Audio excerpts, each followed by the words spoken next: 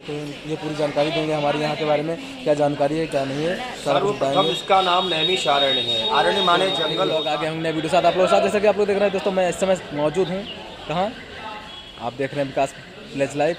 मेरा नाम है विकास वर्मा। दोस्तों मैं इस समय मौजूद हूँ सीतापुर से कुछ 30-35 किलोमीटर आगे है ये नैमिषारण्य धाम, यानी कि नीमसार जिसको बोलते हैं।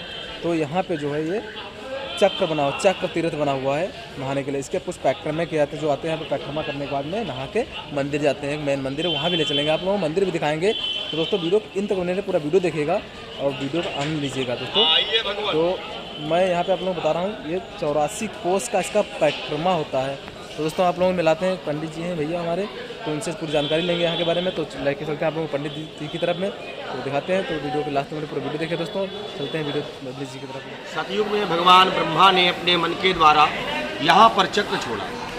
यहाँ पर सत्यनारायण की कथा सर्वप्रथम सूत जी महाराज ने सौनक आदि ऋषियों को सुनाया। तो पहला अध्याय निकलता है, एकदा नैमिषारण्य ऋष्य शौनकादया पर पुच्छो मुनि आसर्वे सूतम पौराणिकम खलो।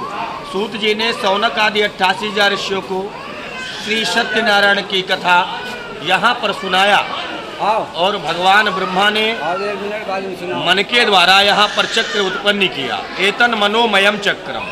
सतयुग में तीर्थ नैमिषारण्य, त्रेता में पुष्कर, द्वापर में कुरुक्षेत्र और कलिकाल में गंगा। नैमिषारण्य, नैमी माने चक्र और आरण्य माने जंगल। सतयुग में यहाँ पर पूर्व काल में जंगल था। हाँ पता नहीं, सौनक आदि ऋषि मुनि यहाँ तपस्या करते थे। उनकी तपस्या में राक्षस लोगों ने विघ्न पैदा किया।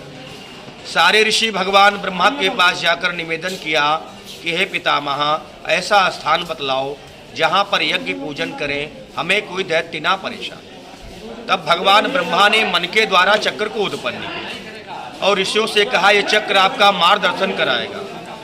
ये चक्र जहाँ पर गिर जाएगा तपस्या करने का केंद्र होगा। पृथ्वी लोक में 9 आरण्य हैं, जैसे जम्बुकारण्य है, भद्रिकारण्य है, उत्पलारण्य है, सिंधुकारण्य है, दंडिकारण्य है, काशिकारण्य है, माधवारण्य है। वैसे ही ये नैमिषारण्य तीर्थ है। जब इधर चक्र आया तो पूर्व काल में यहाँ हवन कुंड था।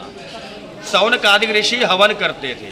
तो आकाश मंडल को निरंतर धुआं जाता से लोहे को चुंबक खींचता है। इस प्रकार से यज्ञ का जो धुआं था वो चक्र को खींच लिया।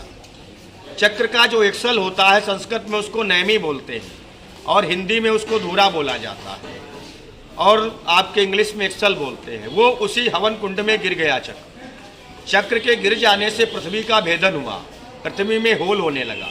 पृथ्वी के नीचे 7 पाताल होते हैं, अतल, वितल, सुतल, तल, तलातल, महितल और महापाताल। उस चक्र ने 6.5 पाताल तोड़ दिए तो अंदर से जल की धार निकलने लगी। ऋषियों में हाहाकार हो गया कि महाराज आधा पाताल बचा है, 7 ही पाताल होते हैं, आधा पाताल यदि टूट जाएगा संसार जलमय हो जाए, तपस्या कहाँ करने जाएंगे। पुनः भगवान ब्रह्मा के पास जाकर निवेदन किया। ब्रह्मा जी ने कहा, जो शक्ति हमने छोड़ दिया है इसको हम वापिस नहीं ले सकते। शक्ति को आदि शक्ति ही रोक सकती।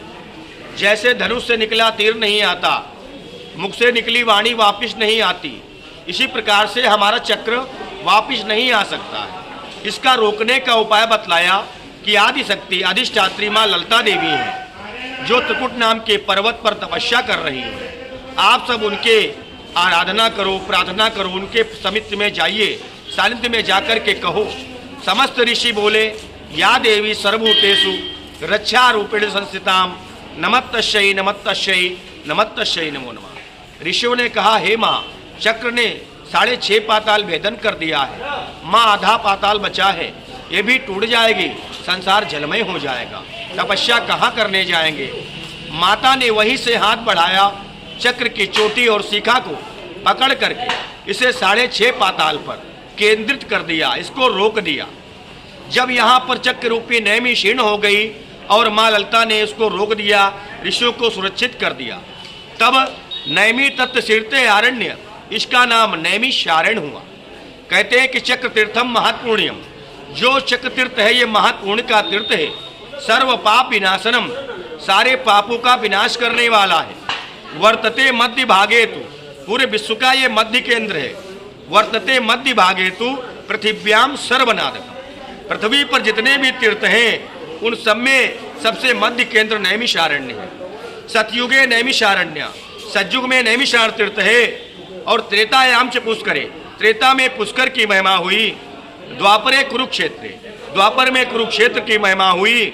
और कलिकाल में माँ गंगा को ही तीर्थ मानते हैं। लास्ट बात, राजा मनु रानी शत्रुपा ने अपने पुत्रों को राज्यपाट देकर के इसी नैमिषारण्य तीर्थ में तपस्या करने लगे। दोनों पति और पत्नी यहाँ पर आए और आकर के ओम नमो भगवते वासुदेवाय का जप करने लगे। 10,000 वर्ष बीत गए। भगवान ने दर्शन दिया कि वरदान मांगो। करई आहार साग फल खंदा, सुमिरई ब्रह्म सच्चितानंदा। कंद मूल फल को खाकर के जीवन व्यतीत करने लगे। जब 23,000 वर्ष बीत गए तब भगवान ने, गोस्वामी तुलसीदास जी ने लिखा कि विधि हरिहर तप देखि अपारा, ओ मनु समीप आए बहुबारा। विधि माने ब्रह्मा, हरि माने विष्णु और हर माने शंकर। तीनों देवताओं ने दर्शन दिया कि क्या चाहते हो। उन्होंने कहा प्रभु आपके चतुर्भुज स्वरूप का दर्शन हमें करना है। जब अपने चतुर्भुज स्वरूप का दर्शन कराया तो बोले क्या चाहते हो। बोले दान शिरोमणि कृपा निधि, नाथ कहूँ सत्यभाव, चाहूँ तुम्हें समान सुत, प्रभुशन कौन दुराव। हे प्रभु, हे दान शिरोमणि, आपके समान पुत्र हमें चाहिए और हमारी कोई इच्छा नहीं। भगवान ने कहा हमारे समान संसार में कोई नहीं है, दूसरा वरदान मांग लो। बोले वरदान हमें यही चाहिए।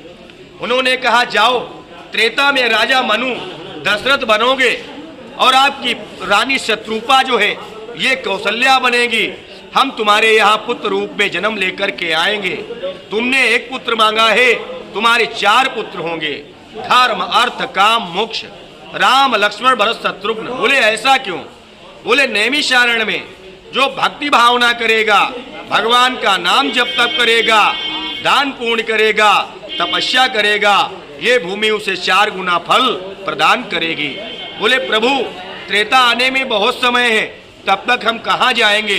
बोले आप तब तक हमारी अमरावतीपुरी में निवास करो, भक्ति भावना का आनंद लो। जब समय व्यतीत हो जाएगा त्रेता में धरालोक में आप अयोध्यापुरी के राजा दशरथ बनोगे और रानी शत्रुपा ये कौशल्या बनेगी। उन्होंने कहा अंशन सहित लेव अवतारा और पूर्व मैं अभिलाष तुम्हारा। मैं अंशों सहित अवतार लूंगा और तुम्हारे अभिलाष को अवश्य पूर्ण करूंगा।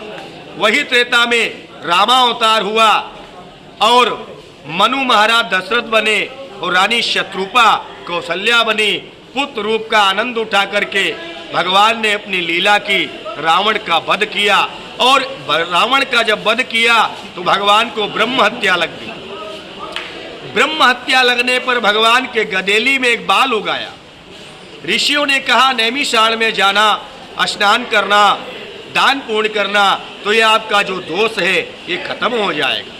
भगवान यहाँ पर आए, स्नान किया, दान पूर्ण किया और जहाँ पर भगवान ने स्नान किया उस तीर्थ का नाम हत्याहारण नामक कुंड है, जो नैमिषारण्य के चक्र कुंड से 25 किलोमीटर है।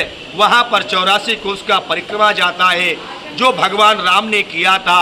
आज भी वो परिक्रमा यहाँ पर होती है फाल्गुन मास में और दूर दूर से लोग आते हैं, साधु संत महंत न जाने कहाँ से लोग आकर के और परिक्रमा का आनंद उठाते हैं, भगवान का नाम जप करते हैं। फिर परिक्रमा घूम करके नवमी को इसी भूमि पर नैमिषारण्य में आ जाता है। इसके बाद 5 दिन का परिक्रमा मिश्रिक में होता है।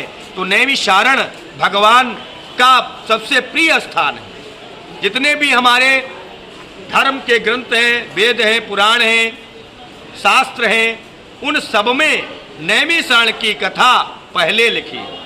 मैंने आपको संक्षेप में इस कथा का रसस्वादन सुनाया और सभी का मंगल हो, कल्याण हो और सभी की मनोकामना चक्र नारायण भगवान पूर्ण करें। नन्हे तिवारी नैमिष धाम। जय श्री राम।